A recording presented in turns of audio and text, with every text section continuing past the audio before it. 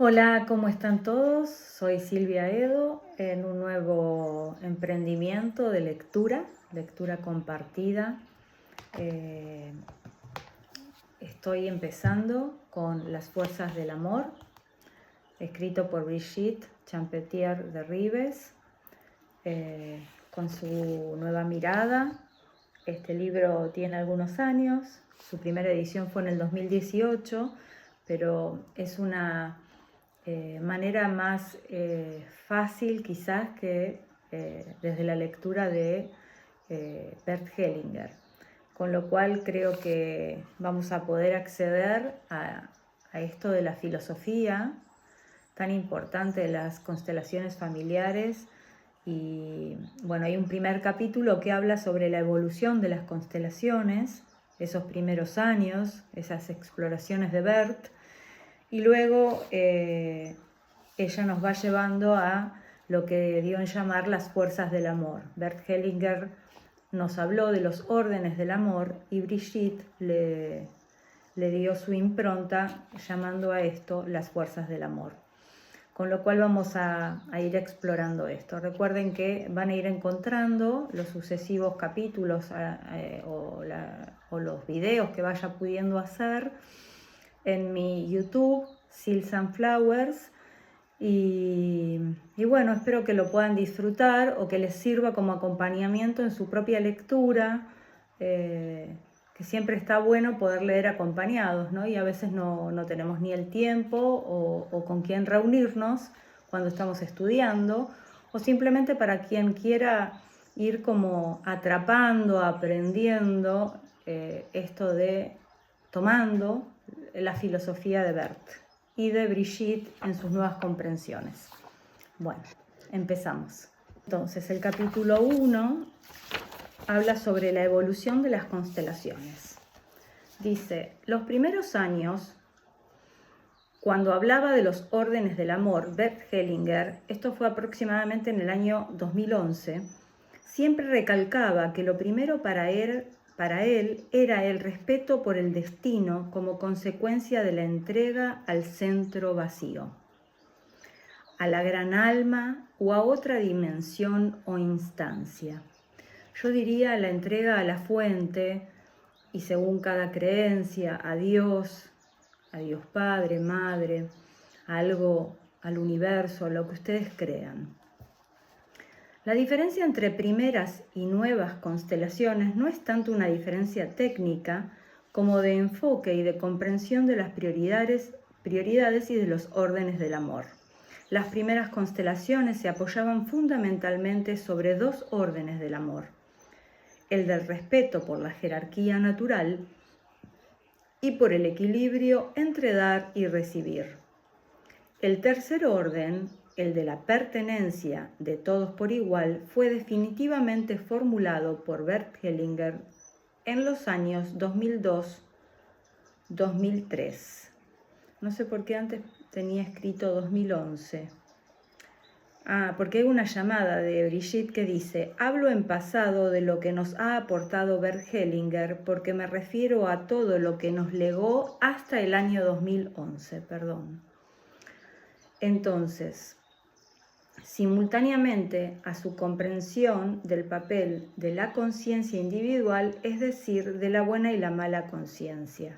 Entonces esto, claro, comenzó mucho antes y él fue como encontrando estos primeros dos órdenes, el del respeto por la jerarquía natural y por el equilibrio entre dar y recibir, luego el orden de pertenencia de todos por igual, que fue definitivamente entonces formulado por Bert Hellinger en los años 2002 y 2003, simultáneamente a su comprensión del papel de la conciencia individual, que lo he leído bastante en el libro Después del conflicto de la paz, ¿no? Donde habla mucho de eso, sobre la buena y la mala conciencia. Antes de esa época, Hellinger mencionaba la existencia de los tres órdenes, pero el de la pertenencia quedaba truncado, ya que decía: todos tienen el mismo derecho de pertenencia, salvo los que han atentado contra la vida y los que han abandonado a sus hijos. eso ya no lo vemos así desde las constelaciones, ¿no? Entonces, por lo tanto, hasta ese momento solo pertenecían los buenos. Estábamos en el reino de la conciencia moral, de la moral del clan, que permite excluir a algunos hasta eliminarlos si fuera necesario. Con la conciencia totalmente tranquila. Se trataba de una pertenencia con amor estrecho, como a Bert Hellinger le gustaba llamarla. Solo pertenecía el que respetaba la moral y se mantenía fiel a ella. Era una pertenencia desprovista del amor a todo, lo cual creaba nuevos excluidos. Durante este periodo, los órdenes del amor se vivían como reglas ciegas y rígidas de pertenencia. La palabra órdenes daba una connotación de nueva moral basada en el orden, y a muchos les preocupaba saber si sus decisiones estaban ordenadas. La aparición, dice esta llamada, del término constelación se explica por estas comprensiones. Constelación familiar fue utilizado como un atajo para traducir los conceptos recolocación y configuración familiar. Entonces, decíamos que los órdenes del amor se vivían como reglas ciegas y rígidas de pertenencia. La propia palabra órdenes daba una connotación de nueva moral basada en el orden, y a muchos les preocupaba saber si sus decisiones estaban ordenadas, en vez de plantearse si vivían con base en el amor o cómo purificarlo. El temor al castigo sistémico imperaba. El respeto a los padres y al propio sistema familiar era básico, y esto hizo mucho bien, pero la ley iba antes que lo humano. Aún así, Hellinger insistía en que la mirada de amor era necesaria, que la rendición, a algo más grande era lo primero. Para Bert Hellinger, las constelaciones, por un lado, estaban dirigidas por algo más grande y, por otro lado, en transformación constante. Se abrían a algo ilimitado y fuera de nuestro alcance. Su gran miedo era que se tomaran las constelaciones por una escuela y una técnica definida. No quería escribir para no inmovilizar el movimiento de descubrimiento que se estaba dando de forma lenta, pero continuada en las constelaciones familiares.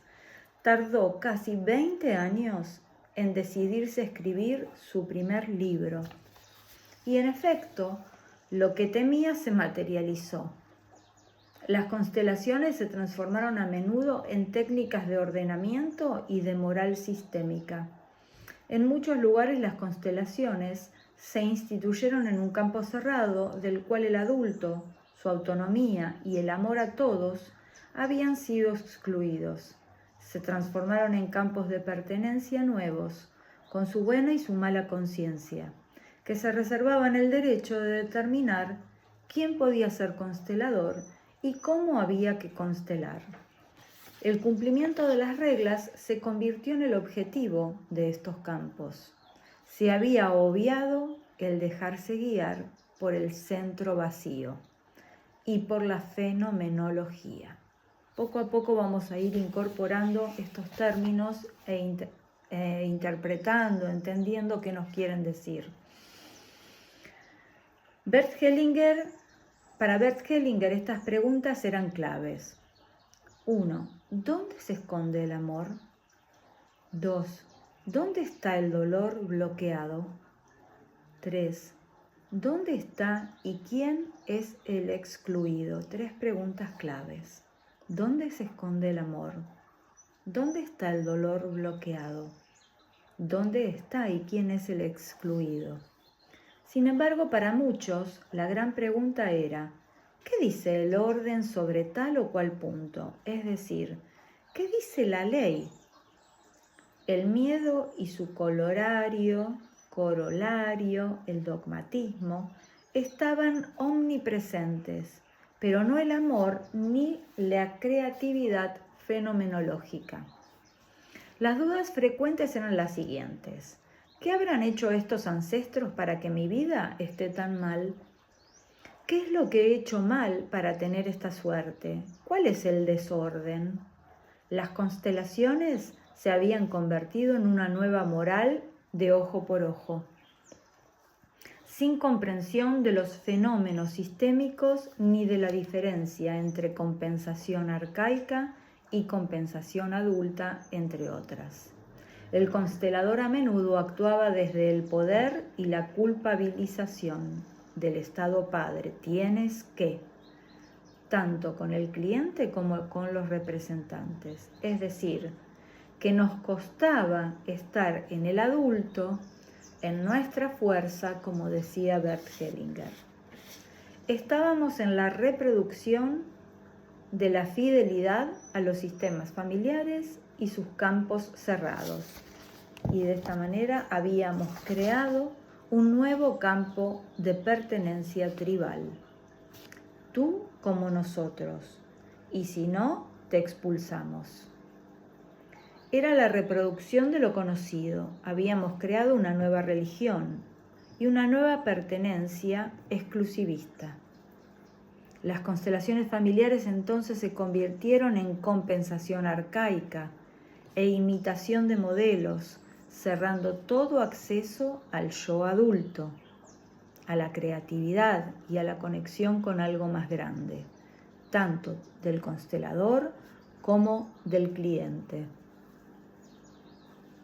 El orden y el equilibrio entre dar y recibir, sin la pertenencia de todos, significaba reintroducir el imperio de la ley por encima de la vida humana. Y esa ley era la ley del talión. Las generaciones anteriores no podían liberarse ni descansar y asistían impotentes a la prepotencia de los terapeutas en quienes confiaban sus descendientes. Perdón, estoy media trabada. Ya voy a ir fluyendo a medida que lea. Quien ponía orden en el sistema familiar del cliente era el constelador, que ignoraba el enfado creciente de los sistemas familiares de sus clientes y el suyo propio. Los órdenes del amor, sin respetar la pertenencia de todos por igual, creaban nuevos excluidos, nuevos desequilibrios y nuevos sufrimientos. La comunidad de destino entre clientes y consteladores hizo que las consecuencias de la falta de respeto, aunque inconsciente, de los profesionales hacia los sistemas familiares y ancestros empezaran a tener consecuencias dolorosas para dichos profesionales. Bert tenía muy presente la actitud del cliente. Solo se acercaba a él si asumía su vida con compromiso y humildad. La actitud adulta, la que vive los órdenes del amor, proviene de una decisión personal y libre de la persona, una decisión de reconciliación, de respeto, de inclusión o de rendición, sin la cual sería inútil seguir adelante. La evolución de las constelaciones. Amor del espíritu y pertenencia. Como él lo relata, tras unos 4 años de exposición fenomenológica a la buena y la mala conciencia, Bert Hellinger llegó a la comprensión de la función de la conciencia como regulador social y no como voz de Dios.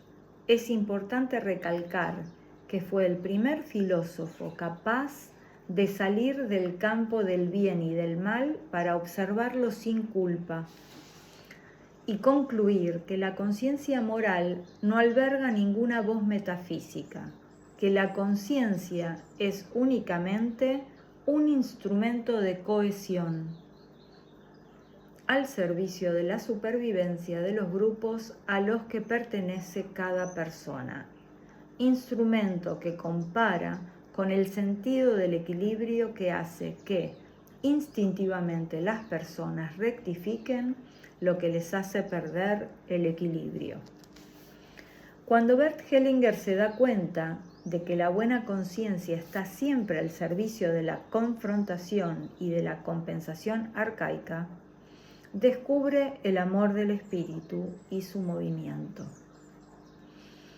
El amor del espíritu es el amor y el respeto hacia cada uno como es, sin importar lo que haya hecho. Es el amor a todo como es. Para ese amor no hay nada que cambiar. Todo es como tiene que ser. Todo es pensado, creado y movido por la propia conciencia, por el propio amor. Todo está bien. Entonces Bert Hellinger formula así el orden de pertenencia. Todos tienen el mismo derecho de pertenecer, independientemente de lo que hayan hecho. Ese orden del amor es el orden del amor mayor. Dicho de otra manera, el orden de pertenencia es el orden de la conexión con el amor del espíritu, necesariamente presente en la vida humana. Esa época en la que Hellinger descubre el orden consumado de pertenencia y el orden del espíritu es el momento del nacimiento de las nuevas constelaciones, que en un principio se llamaron constelaciones del espíritu. También por entonces descubre de nuevo, por casualidad, una característica de las constelaciones familiares actuales. En efecto, para sus primeras constelaciones de los años 80, había aprendido que era necesario citar a los familiares reales del cliente. No se utilizaban representantes, pero un día, al faltar un familiar, se dio cuenta de que una silla cercana a los presentes había hecho las veces de ese familiar. Entonces decidió sustituir a los familiares por sillas y luego por personas que estuvieran presentes, aunque no tuvieran nada que ver con el cliente. Así se inició el rol de los representantes. Casi 20 años más tarde observa que un representante centrado tiende a querer moverse de forma muy lenta y que ese movimiento, sorprendentemente, lleva a una solución inimaginable por el constelador. En efecto, hasta ese entonces el representante no se movía, solo hacía lo que el constelador le mandase. A ese movimiento, al descubrirlo, lo llamó movimiento del alma. Cuando pocos años después descubre el concepto de movimiento del espíritu, entiende que lo que mueve al representante es el movimiento del espíritu. Distingue entonces durante unos años movimientos del alma de movimientos del espíritu. Los primeros son los que llevan al sufrimiento, son los movimientos de compensación arcaica de los órdenes transgredidos. Y los segundos son los movimientos que llevan a la sanación. Más tarde abandona esta distinción y habla únicamente, hasta los años 2010-2011, de la presencia de los movimientos del espíritu en la constelación dirigidos por el amor del espíritu. Recordemos la definición de Bert Hellinger del amor del espíritu. Esto está en un libro de Hellinger que se llama Sanación, publicado por Kudek en el año 2011. Entonces, la definición del amor del espíritu de Bert. El amor del espíritu es una actitud, acepta todo tal cual es, simplemente porque existe. El amor del espíritu desconoce el juicio que decide si algo debe existir o no. El hecho de que algo existe significa que fue pensado por un espíritu creador tal y como es, y así es amado. El amor del espíritu, cuando nos abarca, se alegra de todo lo que existe y de cómo existe. El amor del espíritu es, en el fondo, una actitud que promueve todo tal como es. Está a favor de todo. El amor del espíritu es un amor creador que permite que todo tome el lugar que le corresponde y que lo define. Quiere que todo esté presente así tal cual es. El amor del espíritu no se pregunta si algo tiene el derecho de existir. Para él, todo y todos forman parte de la totalidad, incluidos nosotros, tal y como somos. ¿Cuáles son las consecuencias del amor del espíritu en cuanto a nuestra actitud hacia todo? Asentimos a todo. Le dejamos el tiempo indicado a todo. No queremos ni extenderlo ni acortarlo. A nada le queremos quitar ni agregar algo en el sentido de querer mejorarlo. Fue creado por otra instancia y existe gracias a ella, tal y como es. ¿Se puede sentir este amor o solo es pura existencia, un estar presente? Una existencia que asiente incluso a nosotros, tal como somos, asiente al tiempo asignado a nuestra existencia. Para el amor del espíritu no existe ni más ni menos pertenencia. Para él no existe ningún derecho mayor o menor de pertenecer. Para él nada va más allá del existir presente. El amor del espíritu siempre se mantiene en movimiento. Se mantiene en un movimiento creador. De acuerdo con él, asentimos a este movimiento. Nos incluimos y dejamos llevar a donde sea que nos lleve, a nosotros y a los demás. En este movimiento siempre está presente con todo y en todo momento. Las nuevas constelaciones. A partir de este momento lo esencial cambian las constelaciones. Bert Hellinger nos dice que las constelaciones están dirigidas por el movimiento del espíritu, movimiento de amor a todo como es, no por el constelador y su deseo de poner orden o de cambiar o sanar algo. Retomo el cambio de método porque ese cambio marcó un hito fundamental en la evolución de las constelaciones familiares. Bert dejó de hablar de constelaciones familiares y habló de constelaciones del espíritu, de las nuevas constelaciones ya desde los años 2002 y 2003. Hasta entonces, como podemos observar en los primeros videos, el constelador tenía una primera tarea: preparar activamente al cliente. Una vez que se había sentado a su lado, se desarrollaba entonces una especie de entrevista en la que el constelador buscaba las resistencias del cliente y una vez que éstas aparecían, se rompían para dejar a la persona desnuda frente a los fenómenos de su vida. Esta parte del trabajo era manifiestamente un trabajo gestáltico, de una gran dureza. Pocos se atrevían a pasar por él. En cuanto Bert descubre el amor del espíritu, renuncia a su deseo anterior de preparar, es decir, de modificar al cliente.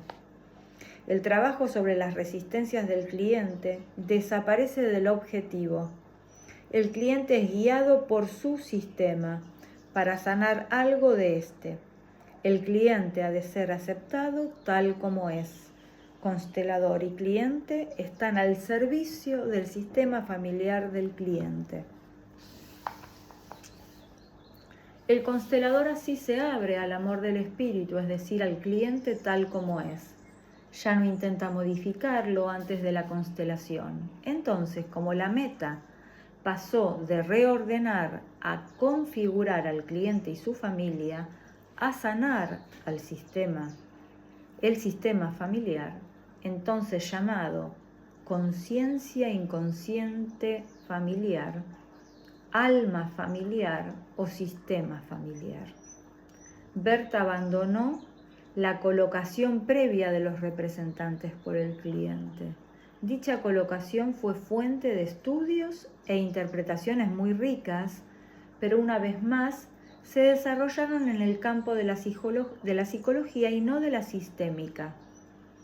Las primeras constelaciones eran construcciones estáticas, en las que se buscaba la imagen final feliz. Teníamos el concepto psicoterapéutico de imagen como fuerza de cambio. Con las constelaciones del espíritu, es decir, las constelaciones del movimiento centrado en los representantes, lo que se busca es la puesta en marcha de un movimiento. No se necesita la foto final feliz. Las constelaciones no son construcciones, sino movimientos sistémicos, energéticos, en conexión con algo mayor. A veces, la interrupción de la constelación en un momento de bloqueo puede ser lo más sanador. Lo que importa es lanzar el movimiento de sanación. El resultado está en manos de algo más grande. Otro aspecto olvidado por muchos de nosotros era la preocupación constante de Bert Hellinger por tomar distancia con el cliente, por no entrar en contratransferencia, por no saber nada de él ni de su árbol. Para poder conectarse con lo esencial para el cliente, evitamos saber cosas de él. Ni siquiera lo miraba, evitaba Bert Hellinger saber cosas de su cliente, ni siquiera lo miraba. Tomaba distancia internamente y esperaba una señal o una información interna. Y solo a partir de ese momento comunicaba con el cliente. Exigía de éste una petición breve, sin detalles, no más de 3 frases. Decía que el cliente, que quería hablar mucho, no buscaba la solución, sino que tenía mucho interés por su problema y no deseaba soltarlo. Cuánto para aprender en esto, ¿no? De esta forma había llegado a la maestría en la relación individual con el cliente. Cada una de sus palabras tenía un efecto liberador. Para ser puramente fenomenológico, rechazaba toda hipótesis y olvidaba todo lo que sabía. Ahora bien, advertía que, cuanto más se supiera, mejor se podrían entender las señales del campo. Pero en el momento de actuar, olvidaba todo lo que sabía, renunciaba a actuar y se dejaba guiar. Dejar hacer y dejar actuar a las fuerzas del campo. Son sus palabras precursoras de 2001. Esto lo encontramos en otro libro que se llama El manantial no tiene que preguntar por el camino. Es espectacular ese libro de Bert. Entonces sus palabras fueron precursoras, dejar hacer y dejar actuar a las fuerzas del campo, cuando todavía el paradigma cuántico no había hecho acto de presencia. De esta forma se entregaba totalmente al campo de la sanación y a la información fenomenológica. La sanación no es el resultado de una hipótesis, sino de un movimiento de fuerzas donde la comprensión del constelador da saltos en la oscuridad. De repente le llega una luz, una comprensión que permite dar un nuevo paso, pero solo uno. Y de nuevo uno se queda sin hacer y sin entender hasta el próximo paso. Mientras, de forma lenta y profunda, emerge una reconciliación dirigida por el movimiento del espíritu, que producirá la solución buena para todos. Insistía en que lo fundamental era que el constelador se dejase guiar.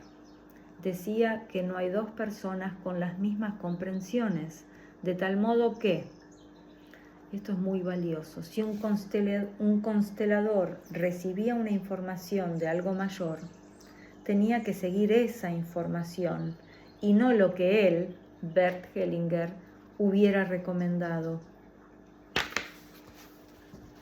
Bert insistía en que en el campo actúan fuerzas y que el constelador es el catalizador de estas fuerzas. Insistía en el centramiento del constelador como elemento decisivo de la eficacia de la constelación. El constelador no hace, sino que espera y se deja guiar por el movimiento del espíritu. Cuando se inicia una reconciliación, la sanación se dará por sí sola. Para evitar toda contratransferencia, actuaba de forma lenta y silenciosa y exigía lo mismo del cliente y de los representantes. De todas las terapias humanísticas es la que más autodisciplina exige del terapeuta,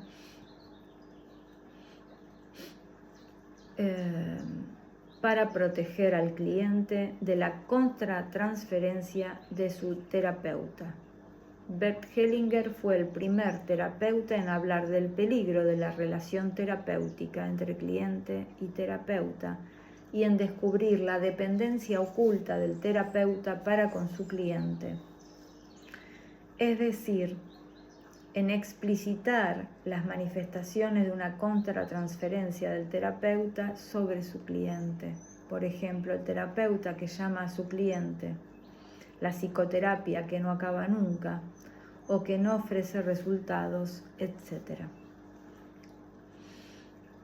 Todo esto es para meditar y replantearlo en nuestras consultas, cómo hacemos las cosas, cómo interactuamos con nuestros consultantes.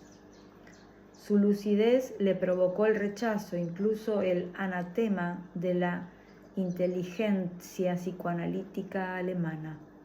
No se toca la esencia de un campo sin pagarlo. No se desmonta el control que ejerce un campo de pertenencia sin pagarlo con la propia exclusión, o a veces con la muerte social o física. Bert detectaba todo indicio de drama y no permitía jamás que la persona que había perdido el control tuviera más protagonismo e hipotecara la energía del grupo. Le exigía que se volviese a su sitio y recomendaba a los que estaban sentados a su lado que ni le miraran, ni lo tocaran, ni le hablaran. Cada uno estaba al servicio del grupo, el individuo al servicio de lo colectivo. De esta manera todos recibían del grupo lo que necesitaban.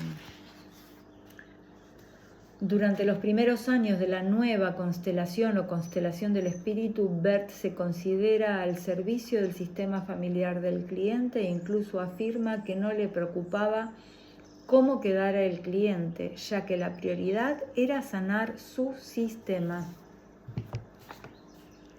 Poco a poco se centra en el cliente y su bienestar. Estamos en la etapa de evolución de las constelaciones, ¿cierto?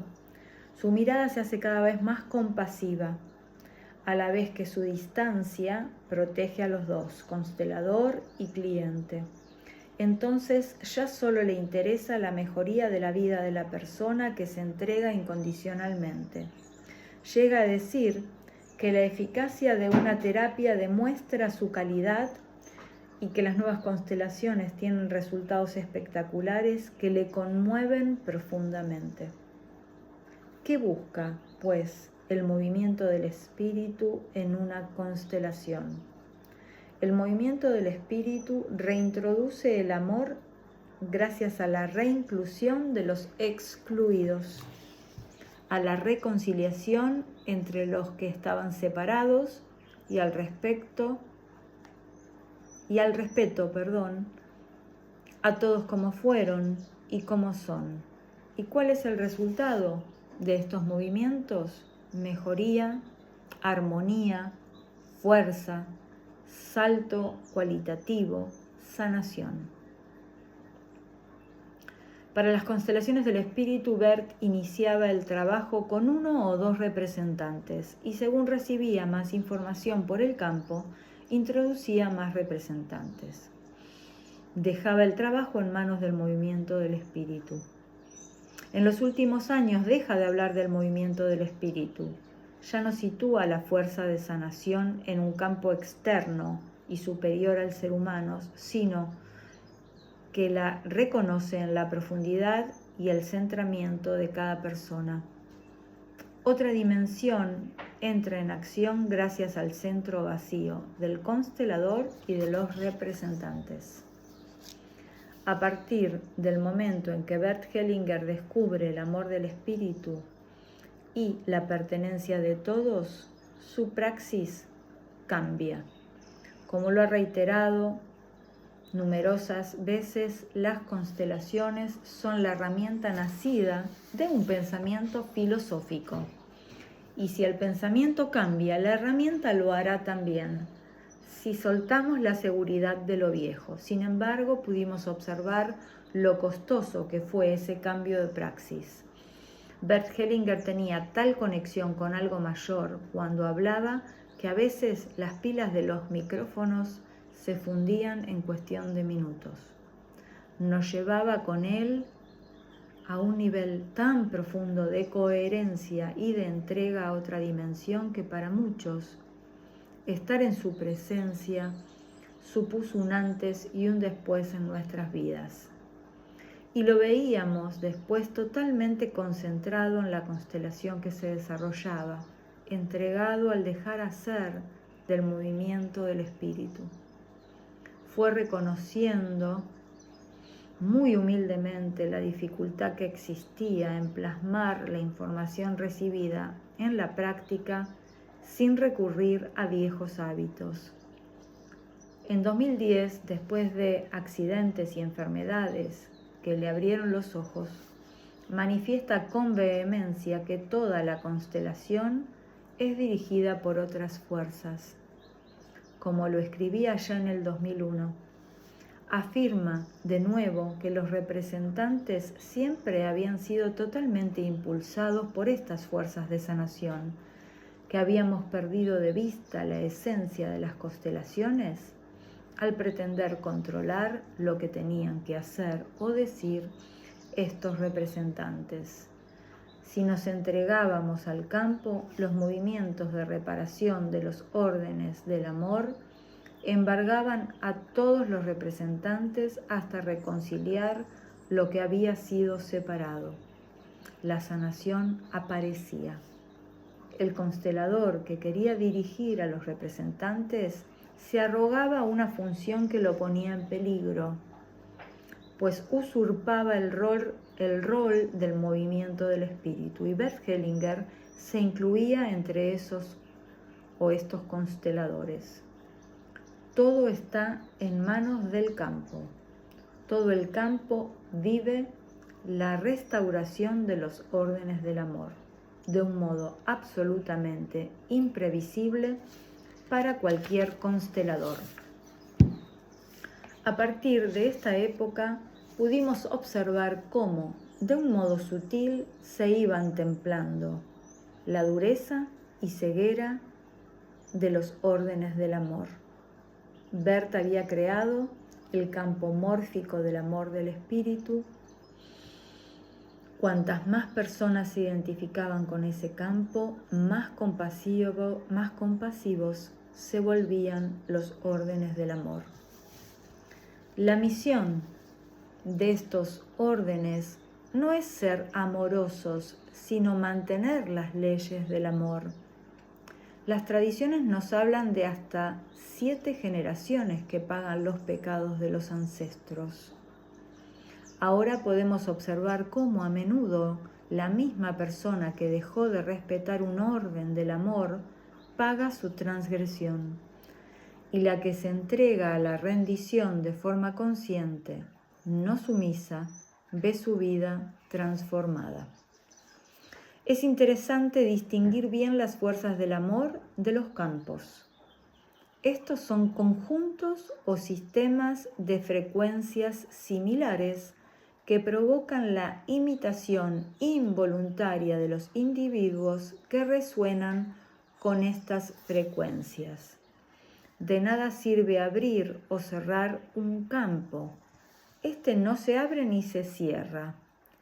Crece, pierde fuerza o se transforma según la frecuencia emitida por las personas que lo componen.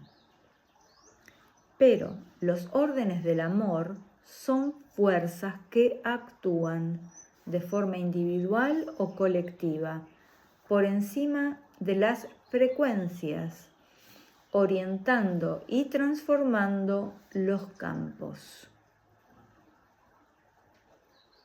Voy a leerlo de nuevo porque esto es clave. Distinguir bien las fuerzas del amor de los campos.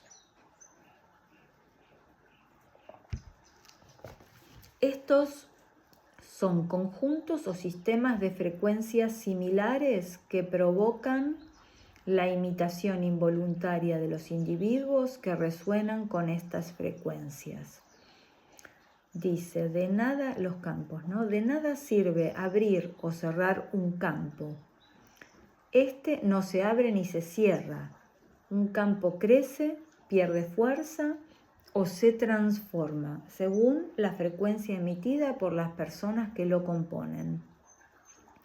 Pero los órdenes del amor son fuerzas que actúan de forma individual o colectiva por encima de las frecuencias, orientando y transformando los campos.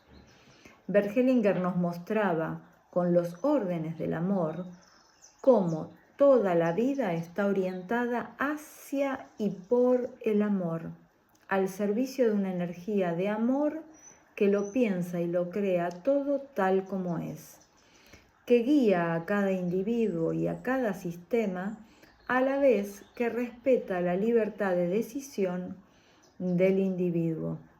Las nuevas constelaciones miraban hacia un futuro desconocido. Este sería el final del capítulo 1. Voy a leer un poco más, empezando con el capítulo 2, las fuerzas del amor. Cuando Bert Hellinger comprendió cuáles eran las fuerzas y principios sistémicos que regían la vida humana, los llamó órdenes del amor. Órdenes del amor y no órdenes de la vida, ni del espíritu, ni de la conciencia, ni del universo. Órdenes del amor. Entendió que las fuerzas que rigen la vida son fuerzas del amor y están al servicio del amor, promovidas por otra dimensión. Bert había descubierto que lo que dirige todos los movimientos de la vida humana es el amor. Quien sigue estas fuerzas está conectado con la fuente, vive el amor y el bienestar y crea armonía a su alrededor. Descubre la libertad sin importar las condiciones de su vida, la cual se hace más liviana. El amor creó la vida y la sigue creando. El amor está al servicio de la vida. La vida es la cara visible del amor. Las constelaciones y la vida misma nos permiten entender la prioridad absoluta que da Bert Hellinger a la aceptación de todo como es, especialmente a la aceptación de lo duro y difícil, como la mayor fuente de cambio y crecimiento. El asentimiento a todo es lo que trae fuerza y éxito. Al asentir, reconocemos que la vida es una creación de algo más grande, ante lo que nos rendimos. Aceptamos incondicionalmente que la vida es exactamente como tiene que ser. Nos sentimos orientados y guiados en sintonía con la vida y con algo misterioso más allá de la vida. La armonía penetra todos los aspectos de nuestra vida. Somos uno con todo. Si tenemos en cuenta esa insistencia de Bert sobre la necesidad de priorizar siempre la entrega y el asentimiento a algo mayor, antes incluso de hablar de órdenes de amor, del amor, es coherente, beneficioso y simplificador afirmar, sin faltar al respeto a Bert Hellinger, que existen 4 órdenes del amor. Y aquí incorpora Brigitte. 1. El asentimiento, el orden, la pertenencia y el equilibrio entre dar y recibir. Dicho con otras palabras, la rendición, el respeto, la inclusión y el agradecimiento. El asentimiento, rendición, el orden, el respeto, la pertenencia, inclusión, equilibrio entre dar y recibir, el agradecimiento. Y más que de órdenes del amor, yo prefiero hablar de fuerzas del amor, fuerzas universales, sistémicas y físicas, tan contundentes e inexorables como la fuerza de la gravedad, fuerzas que ejercen su poder sobre todas las formas de vida, tanto de manera individual como colectiva. La felicidad en nuestras vidas nace del respeto por esas fuerzas del amor. La primera fuerza del amor incluye a las otras 3 y es, por lo tanto, la más exigente. Y es el asentimiento incondicional a todo tal cual es. Amar es aceptar incondicionalmente la vida dada por nuestros padres. Es una fuerza individual con la que resonamos primero desde nuestro amor incondicional de hijos mientras somos pequeños y posteriormente desde la grandeza consciente de nuestro adulto, inmerso en el instante presente. Acá hay una llamada que dice: las palabras niño, adulto o padre con mayúscula inicial hacen referencia a los estados del yo que corresponden a el análisis transaccional, el cual es una herramienta importante dentro de el trabajo con las constelaciones. Hablamos entonces de esta fuerza individual primera, que es el asentimiento, de la que habla Brigitte. Es una fuerza individual en interacción recíproca con unos campos mórficos cada vez más numerosos y poderosos. La segunda fuerza del amor reconoce que esta vida dada por nuestros padres existe porque, y únicamente por ese motivo, somos los hijos de estos padres. Aceptar la vida es aceptar la vida dada por nuestros padres. Es aceptar ser los hijos de estos padres, es decir, aceptar nuestro lugar, aceptar que nuestra vida la determinan nuestro nacimiento y nuestro lugar en la familia de origen. Amar es reconocer que la vida está organizada por el orden. Cada elemento de la vida tiene un lugar específico determinado por su fecha de entrada en los sistemas o campos a los que pertenecemos. Ni la herencia ni los méritos propios nos permiten decidir qué lugar ocupar. Esta fuerza puede actuar tanto sobre el individuo como sobre los colectivos, y sus consecuencias son opuestas según se trate de la relación entre individuos o entre sistemas. La dimensión espacio-temporal de nuestras vidas es, pues, fundamental a la hora de vivir el amor y de realizar nuestra humanidad con plenitud. La tercera fuerza del amor dice que todos pertenecen por igual. La vida dada por nuestros padres nos recoge y nos da cobijo y pertenencia, simplemente por ser sus hijos, independientemente de lo que hayamos hecho.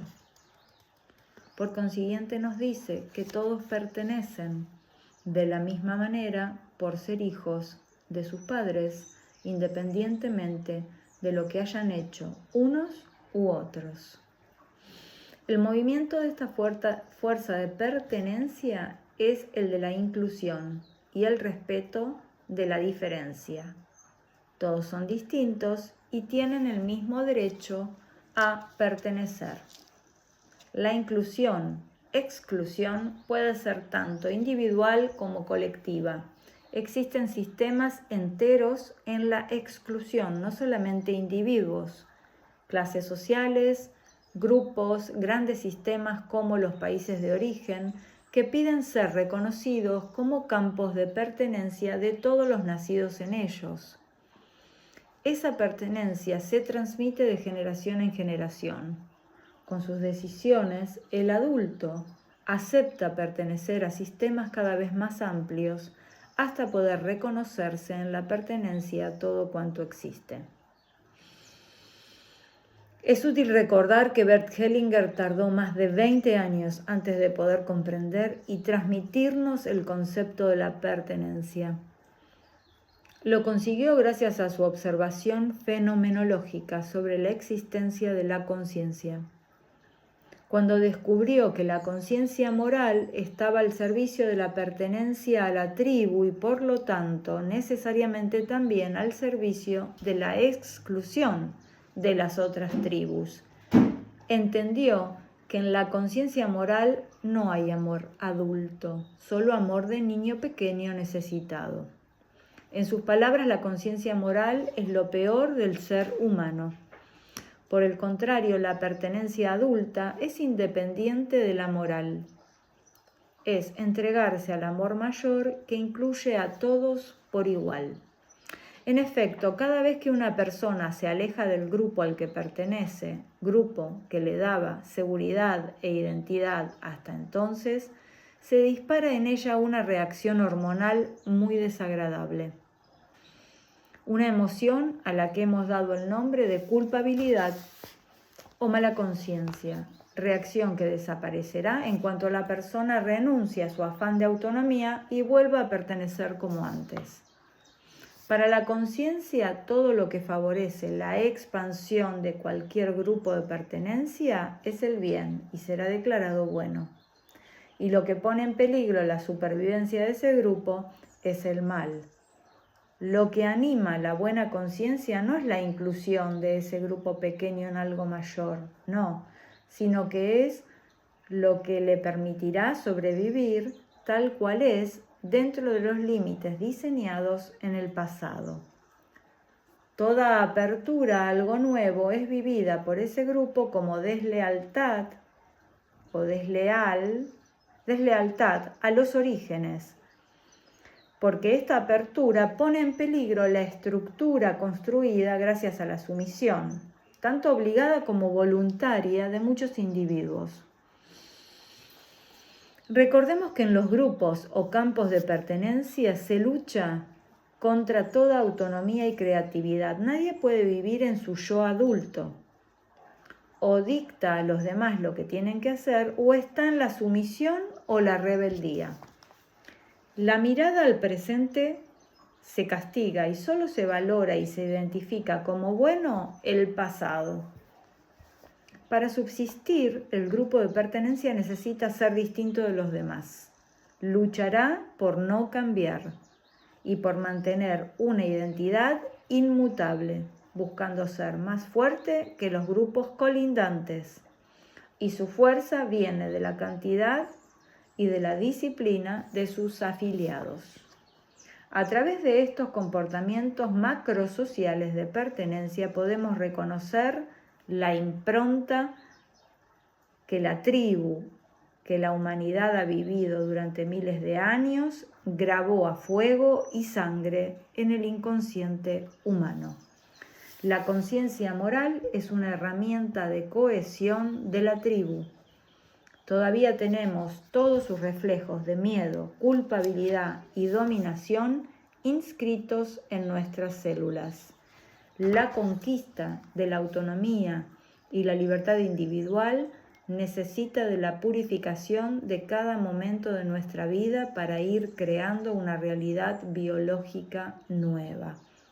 Para crear una nueva estructura interna, el superego se supeditará a una instancia mayor, al amor de la presencia, campo fuente o todo, en lugar de a la moral familiar introyectada en la infancia.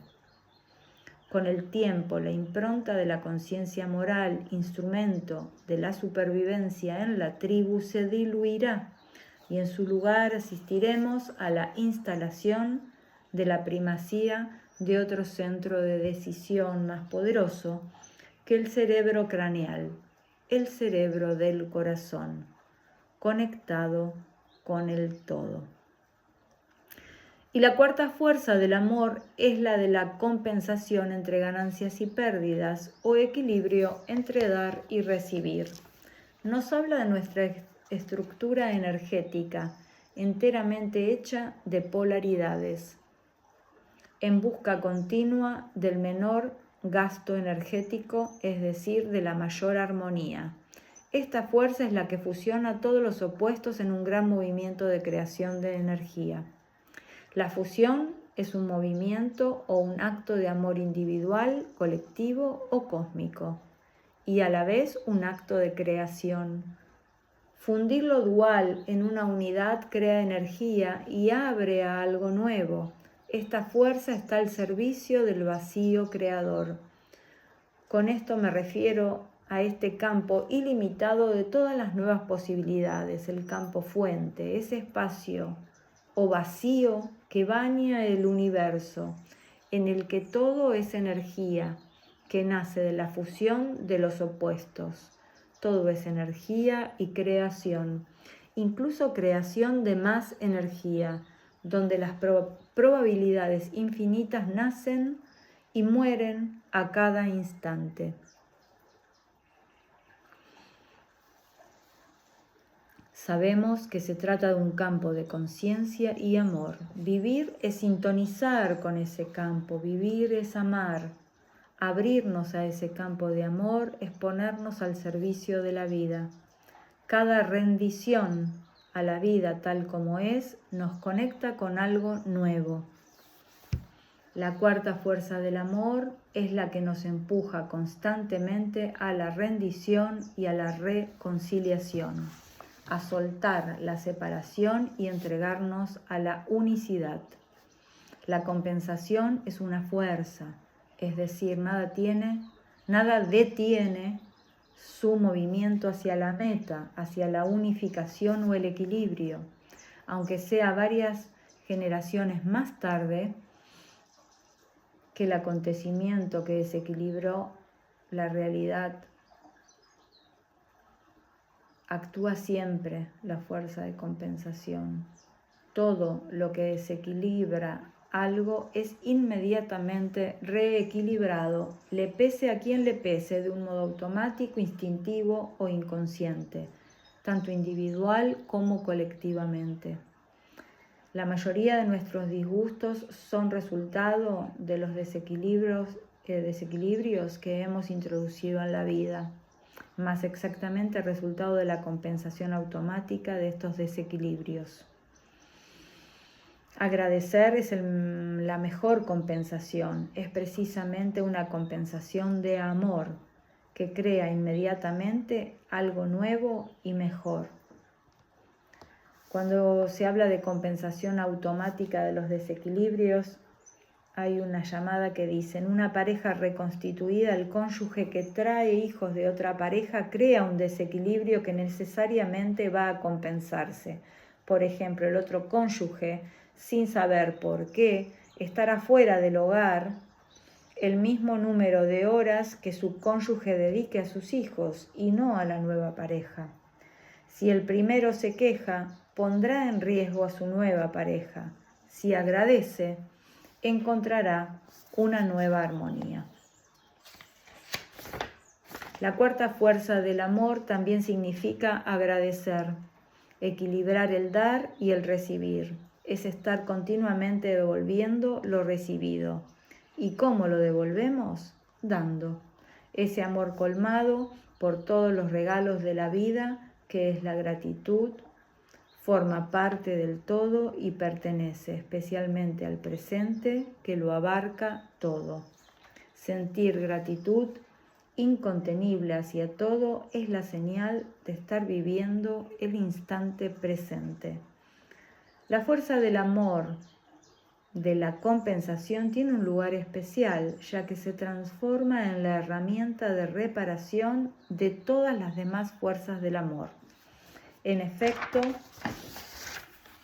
cada vez que estas otras fuerzas del amor son transgredidas, se desencadena automáticamente una fuerza de reparación arcaica entre los descendientes y sus condiciones de vida, incluidas las catástrofes sociales y naturales, hasta que un número mínimo de seres humanos vivan una reparación adulta y consciente de amor.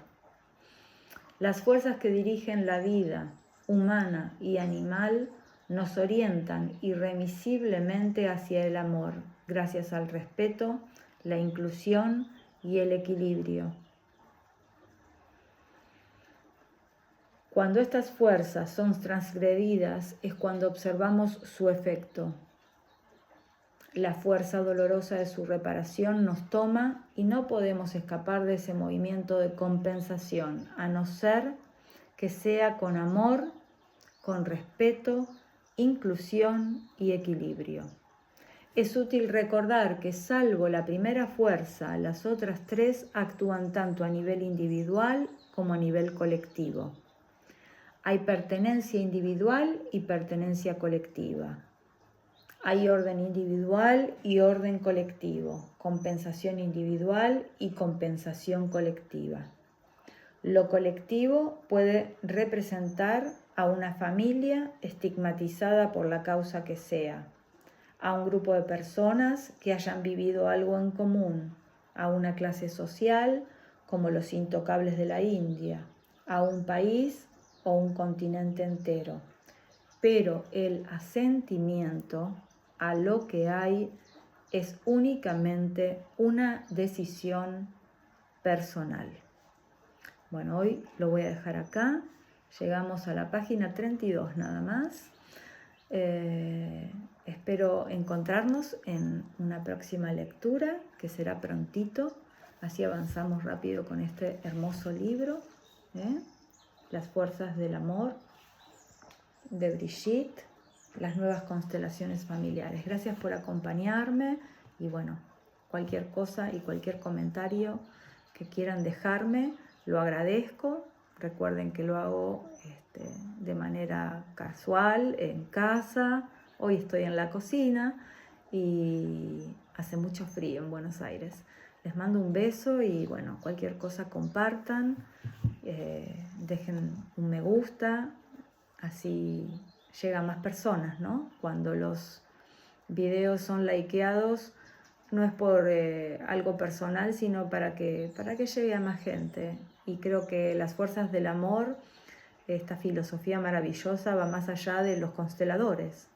Son una herramienta para profundizar todos los seres humanos, todos los seres sintientes. Les mando un beso. Muchas gracias.